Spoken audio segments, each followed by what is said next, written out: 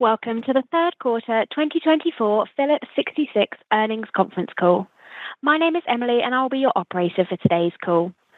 At this time, all participants are in a listen-only mode. Later, we will conduct a question and answer session. Please note that this conference is being recorded. I will now turn the call over to Jeff Dieter, Vice President, Investor Relations. Jeff, you may begin. Welcome to Phillips 66 earnings conference call. Participants on today's call will include Mark Lashier, Chairman and CEO, Kevin Mitchell, CFO, Don Baldridge, Midstream and Chemicals, Rich Harbison, Refining, and Brian Mandel, Marketing and Commercial. Today's presentation can be found on the Investor Relations section of the Phillips 66 website, along with supplemental financial and operating information. Slide 2 contains our safe harbor statement. We will be making forward-looking statements during today's call. Actual results may differ materially from today's comments. Factors that could cause actual results to differ are included here as well as in our SEC filings. With that, I'll turn the call over to Mark. Thanks, Jeff. Welcome, everyone, to our third quarter earnings call. The strength of our results in a challenging refining market demonstrates the benefits of our differentiated downstream portfolio. During the quarter, we continued to execute on our strategic priorities and delivered strong operating performance. Since July 2022, we have returned $12.5 billion to shareholders through share repurchases and dividends. We're approaching our $13 to $15 billion target. In refining, we've reduced our cost by $1 per barrel, and we continued to run our system well. The improvement in clean product yield reflects our investments in high-return, low-capital projects. We continue to evaluate all of our assets as part of our strategic priorities and ongoing portfolio optimization. We recently agreed to sell our 49% interest in a Switzerland-based retail joint venture for approximately $1.24 billion. Our asset dispositions are now expected to exceed the $3 billion target. We plan to use the cash proceeds to support our strategic priorities, including returns to shareholders and debt reduction. During the quarter, we achieved the targets on 2 of the 6 priorities ahead of schedule. First, we have accomplished our $1.4 billion business transformation cost reduction target. We've driven a permanent shift in the way we work, and we remain diligent with a culture of continuous improvement. Our employees have done an incredible job delivering on this commitment, and the results are clear, as Kevin will cover later. Secondly, we achieved our $400 million synergy target across our NGL wellhead to market value chain. This brings the total uplift in mid-cycle adjusted EBITDA to $1.4 billion from acquiring and successfully integrating DCP Midstream. Slide 4 shows the growth of our midstream business. We've advanced our wellhead to market strategy through organic projects and strategic transactions that provided significant synergies and strong returns. Our Sweeney Hub became the second largest NGL fractionation hub in the U.S., with the completion of Frac 4 in 2022. The DCP transactions strengthened this competitive position by fully integrating our value chain. In the third quarter of 2024, we further expanded the business with the acquisition of Pinnacle Midstream. We also approved the construction of an adjacent processing plant with startup expected in mid-2025. On a trailing 12-month basis, Midstream's adjusted EBITDA has increased to $3.7 billion from $2.1 billion 3 years ago. In addition, Midstream adjusted EBITDA is ahead of 2024 guidance despite weaker natural gas and NGL prices. The stable cash generation from this business covers the company's dividend and our sustaining capital. We continue to high-grade our portfolio and capitalize on our growth platform to generate strong returns and significant free cash flow. Before I wrap up my opening comments, I want to acknowledge our previously announced plans to cease operations at the Los Angeles refinery in the fourth quarter of 2025. The uncertainty of the long-term sustainability of the refinery and market dynamics were key factors in this decision. We are evaluating the future use of the property and will work with the state of California to continue to supply transportation fuels to meet customer demand. As we work towards decommissioning, we're grateful for our employees' continued focus on safety and operating excellence. We are committed to treating all of our employees and contractors fairly and respectfully throughout the process. We continue to deliver on our strategic priorities and targets. I look forward to providing an update on the next earnings call. Now, over to Kevin. Thank you, Mark. Slide 5 provides cost detail at the total company level through the end of the third quarter, compared with the same period of 2022. We have supported growth while mitigating inflationary impacts through business transformation and synergy capture. Through the first 9 months of the year, we have realized approximately $700 million in cost reductions, including our share of WRB costs. In addition, we have reduced logistics spend by $200 million. These costs flow through gross margin. We lowered sustaining capital spend and continue to prioritize safe and reliable operations. Slide 6 shows the business transformation reduction to refining cost per barrel. Adjusted controllable costs, excluding turnarounds, are $5.84 per barrel year to date. We have eliminated $1 per barrel of costs, achieving our target ahead of schedule. Slide 7 covers key financial metrics. Earnings were $346 million. Adjusted earnings were $859 million, or $2.04 per share. The adjusted results exclude special items, which include a legal accrual in the third quarter. We generated operating cash flow of $1.1 billion and returned $1.3 billion to shareholders. I will now move to Slide 8 to cover the segment results.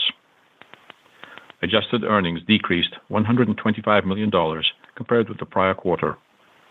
Midstream results decreased, mostly due to seasonal maintenance costs and lower equity earnings, reflecting the sale of our interest in the Rockies Express pipeline. These decreases were partially offset by higher margins on LPG exports. In chemicals, results increased, mainly due to higher polyethylene chain margins and lower costs. Lower refining results primarily reflect weaker crack spreads. Capture of the new indicator was 92%, in line with the previous quarter. In addition, the plan to cease operations at our Los Angeles refinery resulted in the acceleration of depreciation. The impact in the third quarter was $25 million. Going forward, we expect approximately $230 million per quarter of additional depreciation through the fourth quarter of 2025. Marketing and Specialties results were higher, mostly due to seasonally stronger margins. In renewable fuels, results decreased due to lower realized margins. The Rodeo Renewable Energy Complex produced 44,000 barrels per day of renewable fuels during the third quarter. Slide 9 shows the change in cash flow. Cash from operations, excluding working capital, was $1.5 billion, supported by the stability of our Midstream and Marketing and Specialties businesses. Working capital was a use of $381 million, mainly reflecting the impact of falling commodity prices. In July, we acquired Pinnacle Midstream for $567 million. Also during the quarter, we received cash proceeds of approximately $200 million from the sale of non-core midstream assets. Looking ahead to the fourth quarter, in chemicals, we expect the global O&P utilization rate to be in the mid-90s.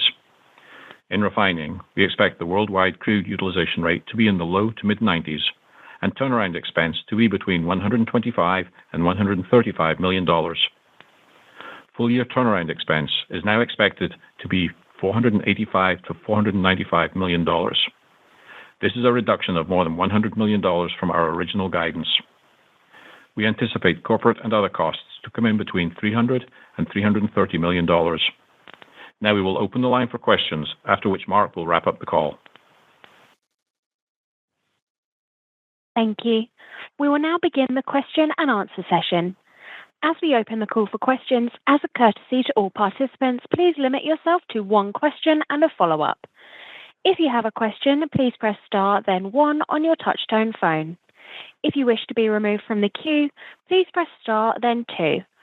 If you are using a speakerphone, you may need to pick up the handset before pressing the numbers. Once again, if you have a question, please press star, then 1 on your touch-tone phone. Our first question comes from John Royall with JP Morgan. Please go ahead. Your line is now open.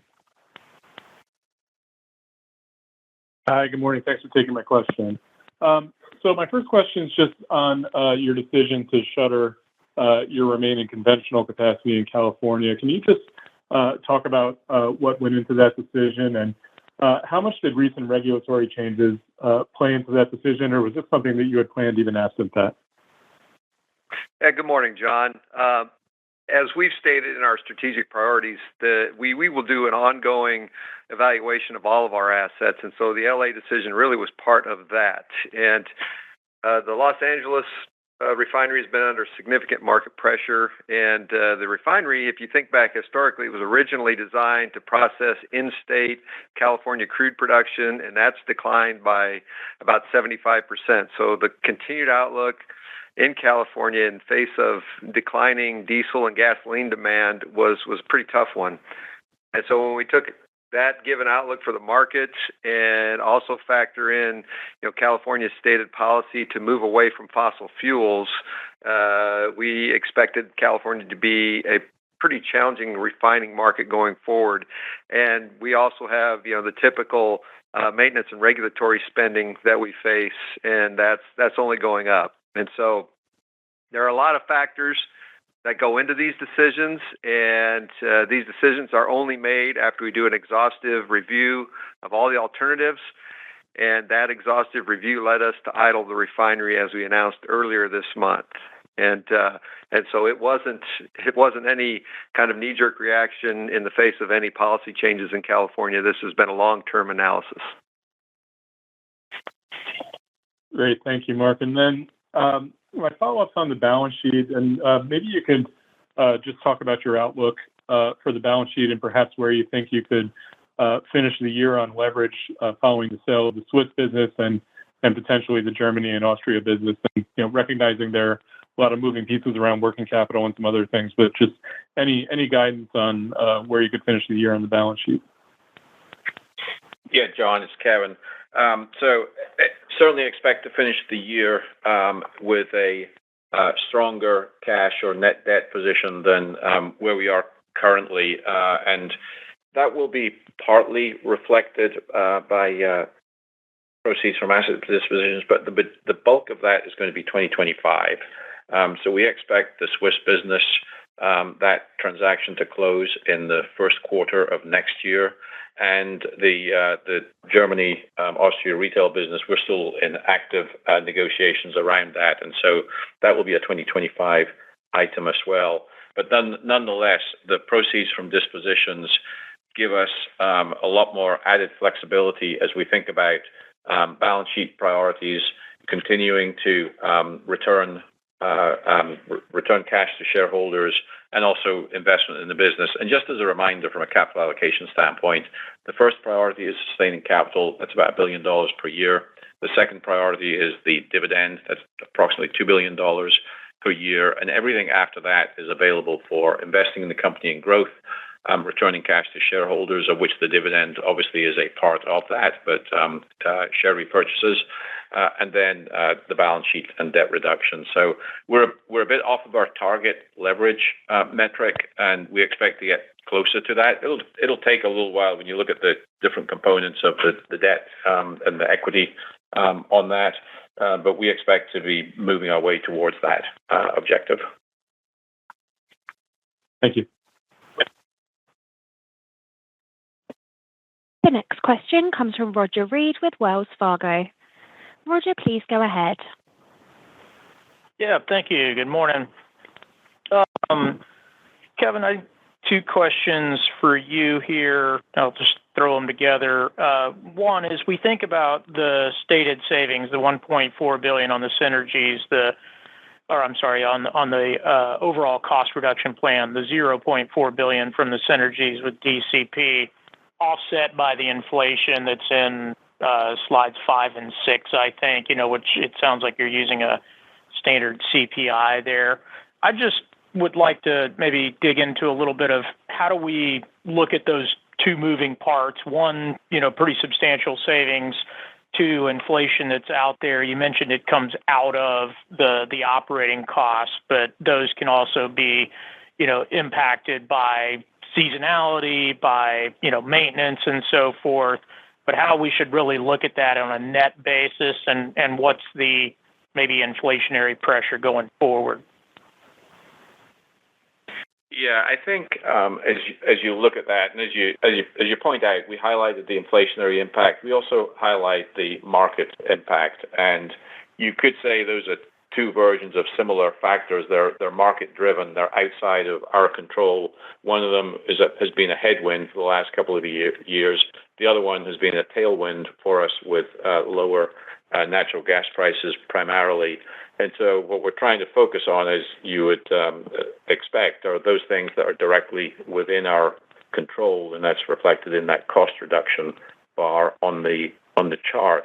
On market, I wouldn't be completely dismissive of that being outside of our control, because we are also, as part of our cost reduction initiatives, focused on energy reduction in terms of from a volume quantity standpoint. And so that is something that we're very focused on as well. It's also consistent with our environmental GHG objectives around that. But on a go-forward basis, I think the worst of the inflationary pressures are behind us, and we'd expect that has somewhat normalized on a go-forward basis, so lesser headwinds than we have experienced over the last couple of years. And then just as a follow-up on that, the $100 million reduction in the turnaround costs, is any of that related to the LA issue, the shutdown, or is that just, outperformance during the year? Hey, Roger, this is Rich. There's really two key factors in that $100 million reduction in our outlook. Half of it's attributed to this enhanced inspection process that we've been putting in place over the last several years. It's allowed us to actually extend the intervals between turnarounds.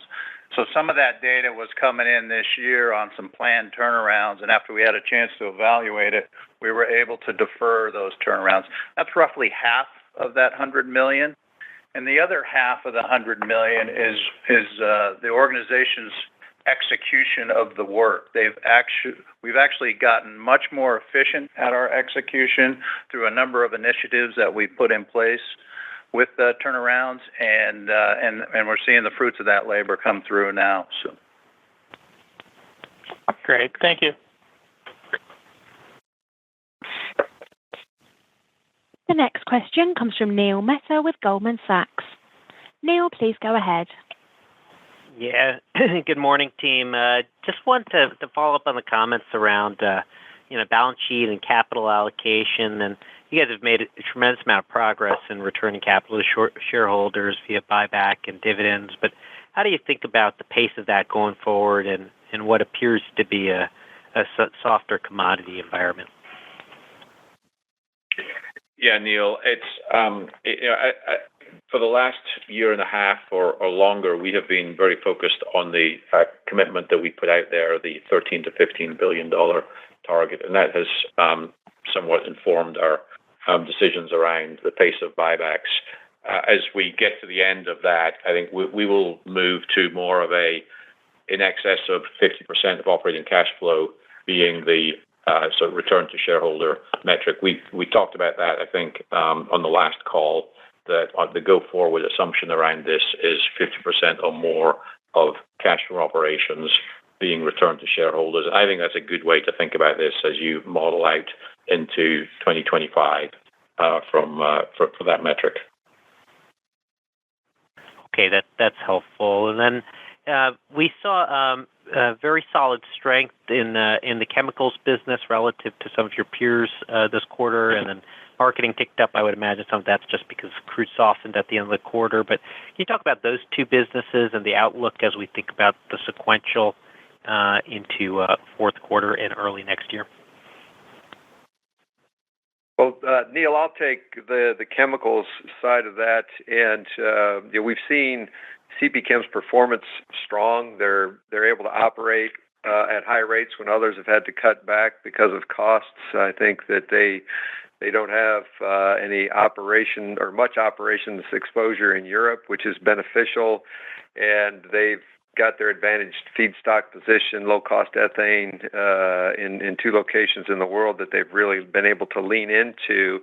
You do see some seasonal softness coming in this time of year, which is pretty typical, and that with lower crude prices makes naphtha producers, the floor, a little bit impacted there as well. But on the long term, we see continued improvement in the macro for chemicals. They're coming out of that trough of a year or so ago, and they continue to make good progress. They continue to see demand from their perspective and their ability to capture the market increasing, and we see that going forward.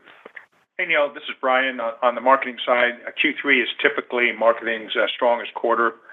And during the quarter, marketing had improved margins in the U.S. across both wholesale and franchise channels, driven, as you mentioned, by falling spot prices. We also saw some stronger volumes. Additionally, in the lubricants business, base oil margins also improved with falling feedstock prices. But going forward, expectations for the M&S segment in Q4 are just a seasonal pullback in earnings consistent with what we call mid-cycle Q4 earnings. Thank you both. Appreciate the time. Thanks, Neil. The next question comes from Ryan Todd with Piper Sandler. Ryan, your line is now open. Good, thanks. One for me, I guess on the refining side, you've made a lot of progress in terms of reducing cost structure, improving reliability and utilization rate, and even improving capture rate of your refining business. But refining earnings are still struggling in the current environment. I mean, they're struggling for everybody, but as we're clearly below mid-cycle margins right now, but it still seems like you're a little ways from achieving your target for the refining business, even in a mid-cycle environment. I guess, any thoughts on where do you think you are in terms of progress there? And what should we still be looking for over the next 12 months in order to drive that kind of the next leg of improvement in refining profitability? Yeah, Ryan, this is Mark. I'll just comment at a high level that I do believe that we're still on that journey.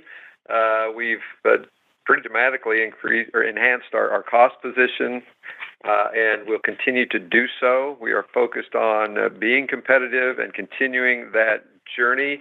And we've also been very deliberate in just working away at these small projects that have quick payouts that enhance our ability to capture the market. And we've got, in our strategic priorities, we've got things that we see in 25, things that we see happening by 26. And so we've got a long list of things that we can continue to work away at in refining to enhance our competitive position and increase our ability to capture value from the marketplace. Yeah, so maybe I'll just add a little bit more color to that. This is Rich. So we had 3 primary improvement focuses in refining. First is the cost reduction, and that's a slog, right? It's getting in the mud pit, digging it out, and pulling out these expenses that are very sticky. It takes a lot of organizational effort to do that. I'm very happy with the organization's performance on this, and we've, exceeded our original expectations, and now we've removed over $600 million of cost out of the cost profile for refining. So we're not declaring infinite success with that. We will move to what I'll call a continuous improvement mode on the cost. But I will shift the organization's attention now to the earnings per barrel focus here as we move into the future. And that is taking advantage of what Mark was talking about, which are these small capital projects with high return. And we'll continue to execute those. We still have a laundry list of those projects to go. But there's also efforts that we utilize our existing equipment and making sure that we're extracting the highest level of value out of that. We see some opportunities across the system. We're going to focus on that and continue to extract that value out. And then, of course, Brian's organization is working diligently. This integrated model that we have is really about extracting the value out of the entire value chain, and the commercial organization is the glue that keeps that together. And we've got a number of initiatives that we're working on that front. You add all these up, they're well over $1 billion of impact to our earnings at mid-cycle pricing. So I'm very confident that when we get to back to mid-cycle pricing scenarios, that you'll see the performance of the refining organization hit the $4 to $5 billion range of earnings.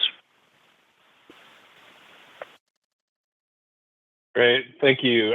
And then maybe one more. As we look at renewable diesel and we think about your the path to improvement there, can you maybe walk through how you think about the path to improvement in 2025, both in terms of the broader market? What are some of the levers or kind of moving pieces that you think drive improvement in terms of the macro backdrop? And then maybe Rodeo specifically, what are things that you're looking to do that will drive improvement in terms of the profitability there? Sure. This is Brian Ryan. Maybe to start kind of where we are today, we're still in startup mode for the renewable segment. So I think we've had some startup costs. We're also running higher or lower CI, but we're also running some higher CI now in Q4. I think if you think about renewable diesel margins going into Q4 and beyond, we think margins are going to strengthen for a number of reasons. Feedstock prices remain depressed. There are a number of plants that continue to struggle. Some of the RD production is going to be converted into renewable jet production, like some of our competitors on the Gulf Coast, and we will do as well. There are less imports into the U.S., tighter West Coast carb diesel market with refinery production issues. We've even seen some renewable diesel from our competitors come from the Gulf Coast into the West Coast, and then just the stronger credit markets with the tightening of those credit markets and the disincentivizing of biodiesel production. So all those things together, I think, will drive renewable diesel margins stronger as we go forward. All right, thank you. The next question comes from Manav Gupta with UBS. Please go ahead. Your line is now open. Morning. I wanted to focus a little bit on your Central Corridor earnings. You were up $65 million quarter over quarter, or 26% quarter over quarter. That is something we haven't seen in the Mid-Con region. It's a very strong result. Help us understand what were the factors helping you out. And we understand you have very good assets over there, but generally talk us, what really helped you out to deliver such a strong performance in Central Corridor? Hey, Manav, this is Rich. Thanks for pointing that out. We're very happy with the performance of the Central Corridor operation. There's a couple factors here that played into the outperform. One of them, margins were higher, which increased mainly due to a favorable impact on our inventory hedges. So with the WTI price falling quarter over quarter, that hedge was a positive tailwind for us on that. We also had the benefits of the WCS heavy crude diffs, which are included in our indicator, but that benefit was also seen in the Mid-Con area as well. There was a 10% increase quarter over quarter in the cracks for the region, so we did see that positive move there. And we did see lower product differentials, though, as a result of that as well. Our secondary products also played into this tailwind for the quarter. We saw improved pricing in both the NGLs and the heavy intermediates. And this is all, we all pulled this all together really with very good operating performance for the region. We had 100% crude utilization and 89% clean product yields, which are two very, very good performances by the assets. Perfect. My quick follow-up here is, you are at $2.7 billion on asset sale of the $3 billion, but you still have a marketing package out there in Europe. So how should we think about, asset sale proceeds for the next 9 or 12 months? I think the way you should think about it, Manav, is it's part of that portfolio optimization that's ongoing. We've defined what we think are non-core assets, and I would say that $3 billion was considered as a a floor that we would hit. And we will continue to evaluate non-core assets and move forward with any dispositions that we view as favorable for us. Perfect. So $3 billion was the floor, not the target. Sorry. Thank you. Thank you so much.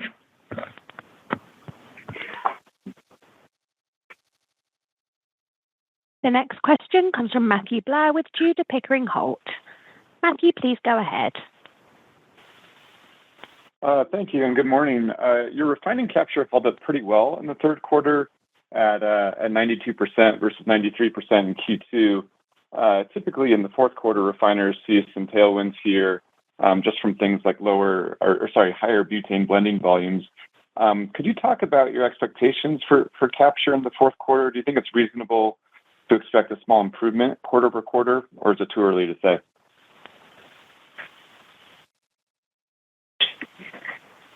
I think it's too early to say, Matthew. Just 1 month into the quarter, there's still opportunity for some volatility as we go through the end of the year.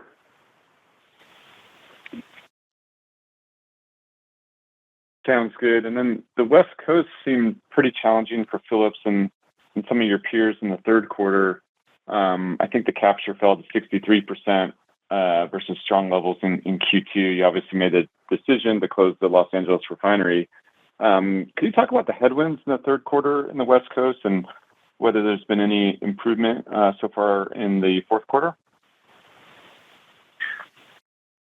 Yeah, this is Rich. I'll talk about some of the headwinds we saw on the West Coast. There's a lot of moving parts, actually. So primarily, we saw weaker market cracks and weaker feedstock advantages. Those were both the keys to driving lower earnings in that region. Margins decreased with our West Coast indicator falling about 46%. So you saw that if you're tracking along on our indicator. Those were primarily driven by Portland and Los Angeles gasoline cracks.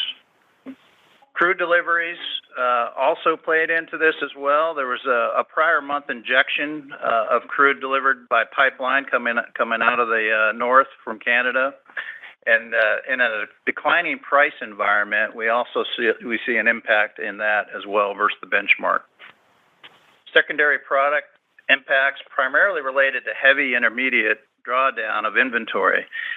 In the second quarter, we built heavy intermediate inventories as a result of maintenance activity at both Los Angeles and Ferndale. And then the drawdown actually occurred in the third quarter, and that happened to occur in a declining price environment as well, impacting the market capture. We are also experiencing some continuing costs associated with the wind down of the Rodeo crude operation. Don't want to forget about that. We expect the majority of this work to be complete by year end as we prepare a number of the assets for demolition. The demolition costs are currently reserved in our ARO, but that cost to prepare for that demolition is something that we'll see ongoing through the end of this year. And as Kevin indicated in his recap earlier, there was a couple entries into the quarter that impacted earnings as well from the LAR announcement to idle operations. One is the accelerated depreciation, that $25 million in the quarter. The other was a special item of $41 million, recognizing some benefit obligations associated with that announcement. That all said, the assets actually operated well for the quarter. They had 93% clean product yield and a 94% crude utilization for the assets. So primarily market-driven factors there. Great. Thanks for the color. Our next question comes from Jason Gabelman with TD Cowen. Jason, your line is now open. Hey, thanks for taking my questions. I wanted to ask first on the refining business. And back in the 2022 Analyst Day, there was some guidance for 5% margin capture improvement by 2025. And I think there was some kind of optimization across the portfolio involved in that and some discrete projects involved in that. It sounds like maybe those projects have been a bit delayed. I can't really tell. But, how much has capture improved from 2022 tough to compare given the change in indicator. And would you say you're on track with the projects that underpinned that capture improvement? Yeah, this is Rich again. Short story is we're on track. And how that's all coming together is a series of small capital projects with high return. I mentioned those a little bit earlier, but in 2022 and 2023, we completed a series of projects, roughly 12 to 15 each year. And these are return projects, and assuming mid-cycle pricing, returned about 3% improvement in market capture associated with those projects. In 24, we have additional 15 projects that we're executing right now. And those projects will add about 2% of market capture to a mid-cycle priced earnings profile. So, add those all up to 3 years program on this, it comes up to the 5%.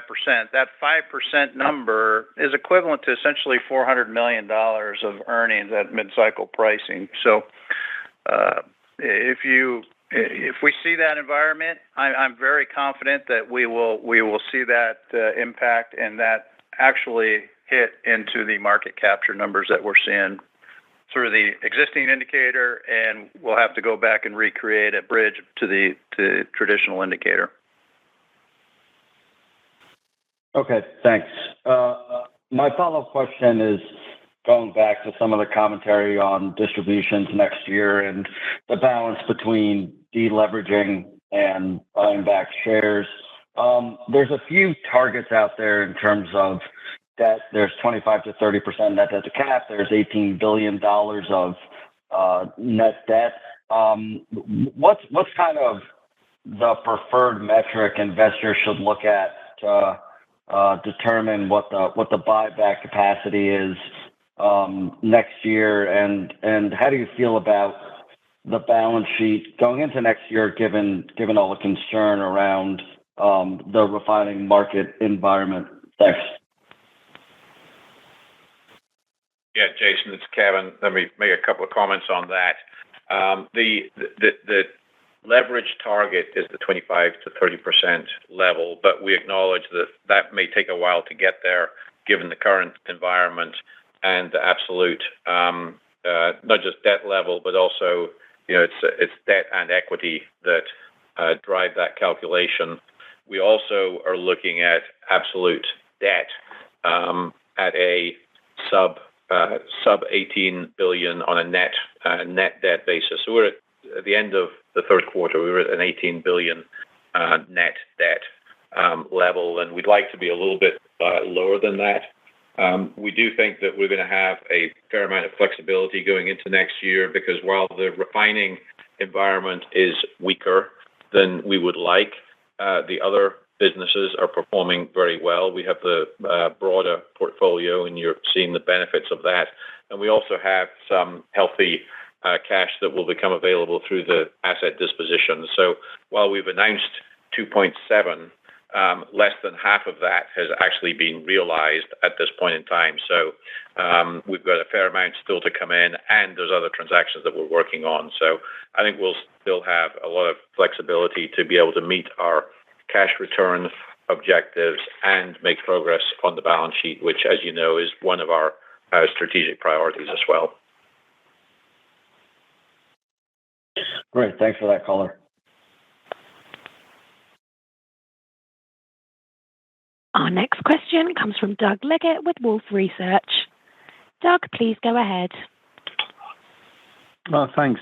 Good morning, everyone. Thanks for taking my questions. Mark, I don't know if you want to take this one, but if we go back and look at the targets you laid out back in 2022, the disposal program, I guess the acquisition of DCP wasn't in there either, but the disposal program was not explicit in your EBITDA targets. Can you give us some idea? I'm guessing it's a small number, but what the EBITDA loss is from the $2.7 billion of disposals so far? Yeah, no, thanks for mentioning that, Doug. As we step back and look at our earnings capacity at mid-cycle projection at $14 billion by the end of 2025.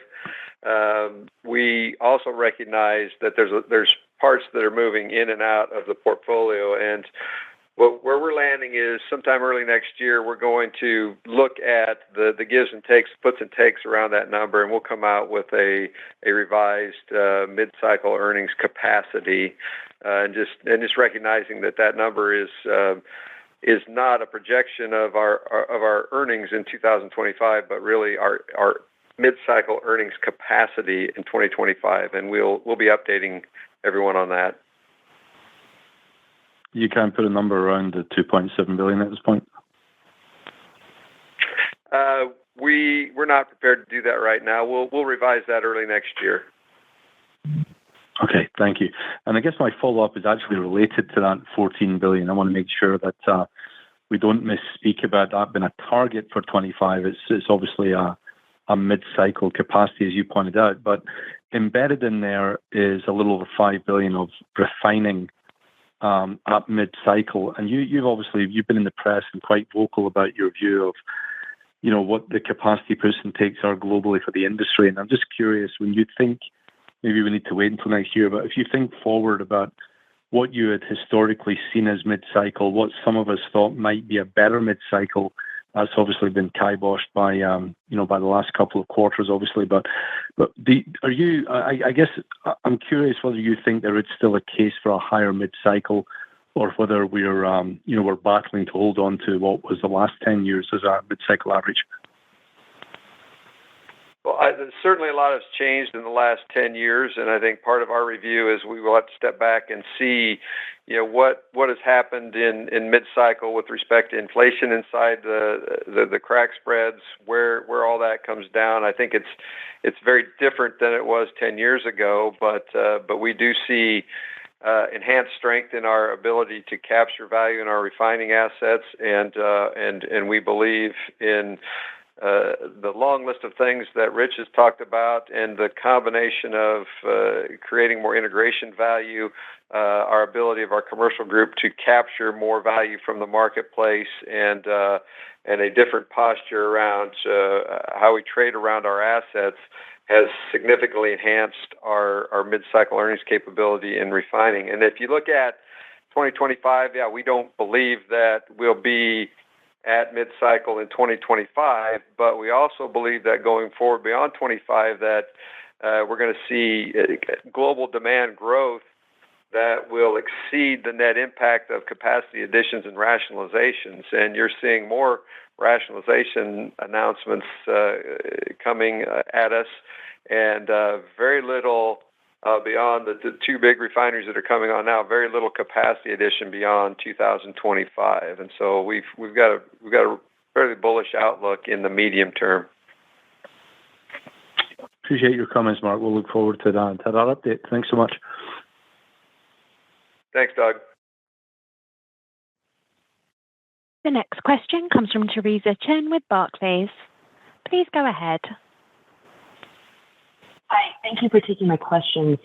First, on the cost side for the chem business, with ethane in contango due to natural gas being into contango, also perhaps just because we have incremental residue capacity coming out of the Permian, allowing for the option to project into 2025, how do you see that impacting chem margins from a macro perspective through 2025? And related to that, just given your processing footprint and your option to project or extract ethane for at least some of your volumes, could that maybe a way to bolster earnings across the integrated value chain, midstream and chem, in a way that competitors cannot? Hi, Teresa. This is Don.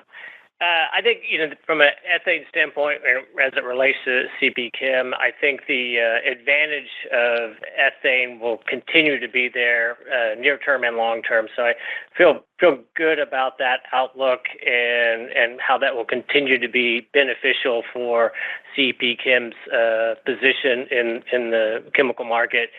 With regard to our assets and how we think about it, we do have, obviously, with our gas processing assets, a lot of flexibility in terms of ethane recovery and rejection, and we make those decisions on a day-by-day basis based on market conditions and what our downstream infrastructure is associated with those assets, and how to maximize both the throughput as well as the profitability as we push those barrels downstream. So we think we've got as an integrated player, a really good play kit to utilize and optimize across that gas to ethane, and then ethane as a feedstock into the petchem industry. So we think it's going to be an opportunity set that we'll be able to execute on here in the near term, as well as on down through the future.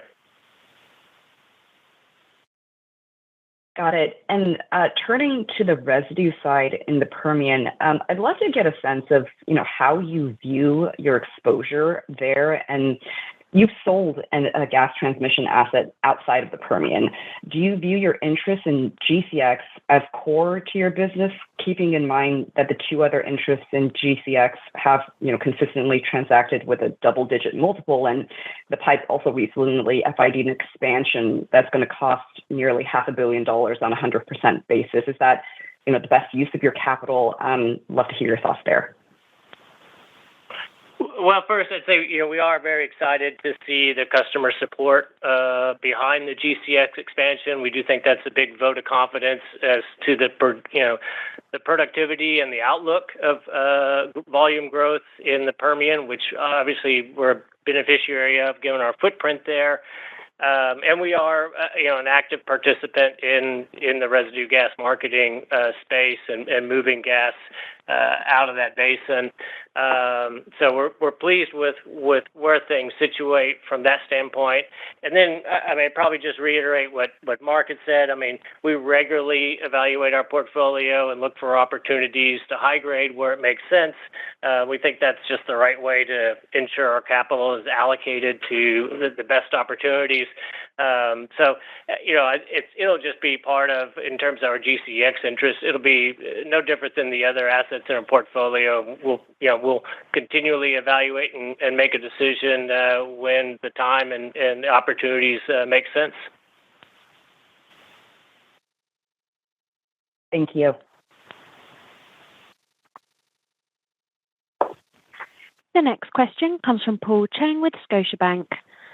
Paul, please go ahead. Your line is now open. Hey, guys. Good morning. I think morning, Paul. First question is, good morning, Mark. The first question is for Kelvin. I think in the past you have talked about a $4 to $5 billion on the cash balance. I don't know whether that is still the longer-term objective. And also, I'm just curious that given the volatility in the market we are seeing, and today you already saying that the debt level is a bit higher than what you prefer in the longer term, should we still paying out more than 50% of the cash flow, or that at least we should say maybe the payout will be lesser for the after you finish 13 to 15 billion of the commitment? So that's the first question. The second question is for Rich. You mentioned the Central Corridor. You benefit from the WTI hedges. I presume you are not referring to the CMA. You are actually physical derivative that you get into. Is that just unique for your Central Corridor operation, or that you're doing other kind of hedges in the rest of your operation? Thank you. Yeah, Paul, it's Kevin. I'll hit your first question. I think the $4 to $5 billion, that sounds like one of our competitors uses that number for cash. We've said $2 to $3 billion as our sort of ideal cash level, which gives us adequate flexibility. And of course, we've also got plenty of other liquidity available to us. So 2 to 3 is the number that we've been saying in terms of cash balance. And as you can see, we were slightly lower than that at the end of the third quarter. On a go-forward basis on cash returns, 50% still feels pretty reasonable as an objective, 50% or more. The dividend is $2 billion, and so that's, while in theory there's flexibility on that, that's not how we think about it. We view that as very much a commitment. and the 50% still leaves adequate room for the other things we want to accomplish. I would also emphasize that we continue to be very disciplined around our capital program, our growth capital. So back 2 years ago, we said for the next couple of years, 22 and 23, we'd have a $2 billion capital budget. Well, we haven't laid out our capital budget for 2025 yet. We expect that we're going to continue to have that discipline around how we make those decisions. So I think when you put all that together, the 50% is still a reasonable number. Hey, Paul, this is Brian. Just on the accounting, for GAAP accounting, you have to mark your hedges, and you don't mark your physical until it's sold or moved. And so in a falling market, the hedges make money and the physical doesn't get marked. So that'll get marked in the following quarter. Yeah, but Brian, is it only for the Central Corridor that you have that, or that in other business or in other region you also have hedges? Yeah, we have it in all regions. So you have it in all regions. It's just much more significant. Correct. The volume's higher. Yeah. And there was a big move on WTI on this last. So it's only the WTI you hedges? Yes. We generally hedge with WTI crude, correct. Okay. Thank you.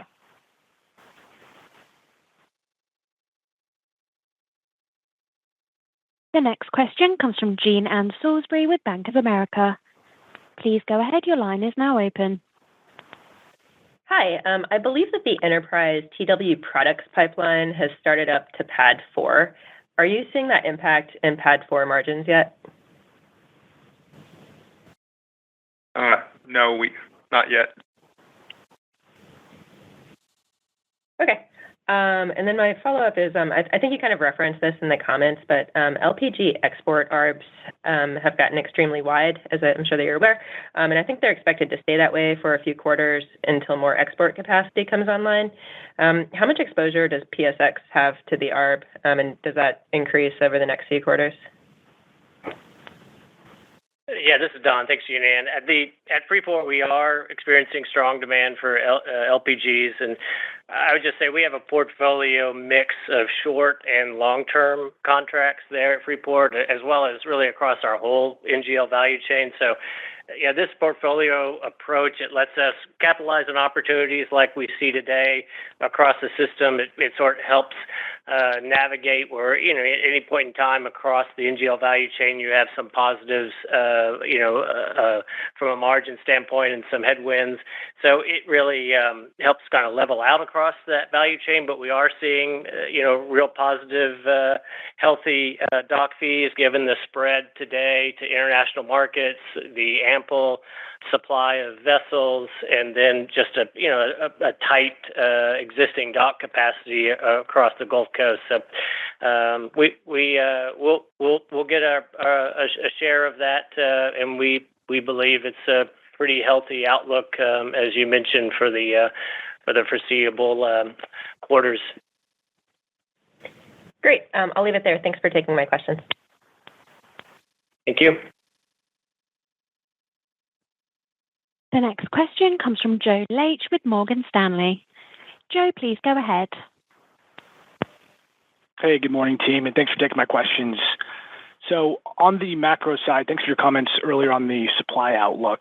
Could you just talk to what you're seeing on the demand side for gasoline, diesel, and jet within your system, as well as your outlook from here? Sure. Hey, this is Brian. Starting with gasoline, global gasoline year to date, we're seeing about 1% higher than 23.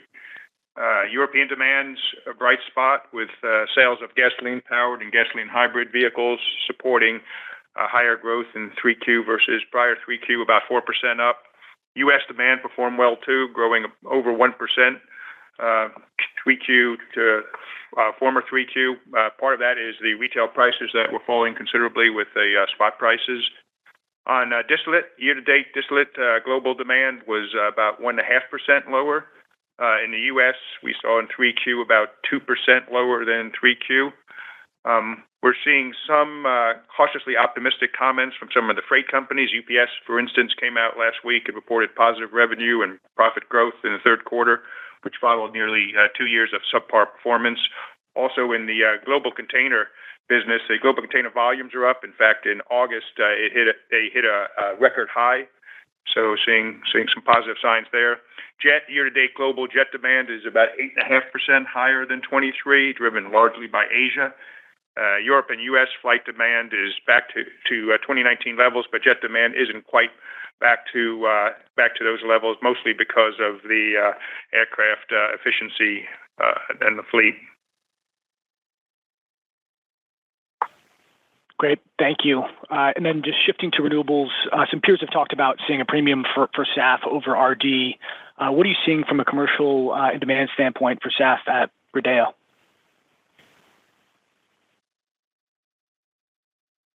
Yeah, we also see a premium for renewable jet production. I'll caution that in Q4 we're likely not to produce renewable jet.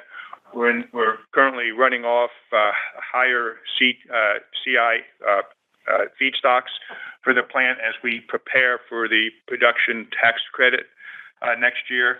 But we expect to be in steady state at the renewable complex by Q1 of next year, and so by then you should see us producing renewable jet. Great, thank you all. Yeah, maybe just to add a little bit to that color there. We did actually produce sustainable aviation fuel in September, so we have in the past indicated that was our intention. We did successfully produce the sustainable aviation fuel. There's this market anomaly that Brian's talking about here in the fourth quarter that will limit that production, but we will fully intend to be a supplier of sustainable aviation fuel to the marketplace.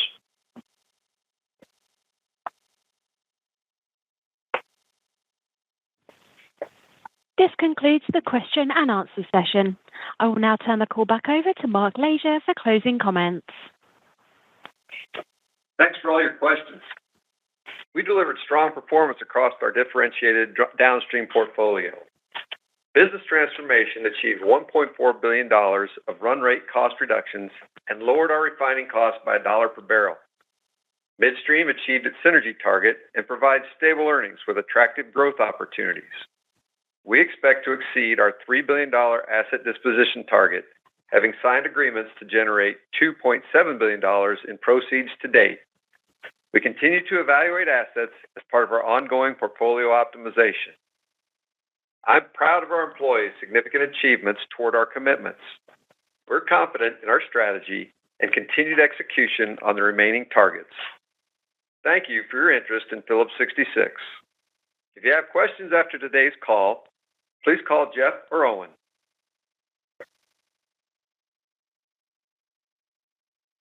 Thank you everyone for joining us today. This concludes our call and you may now disconnect your lines.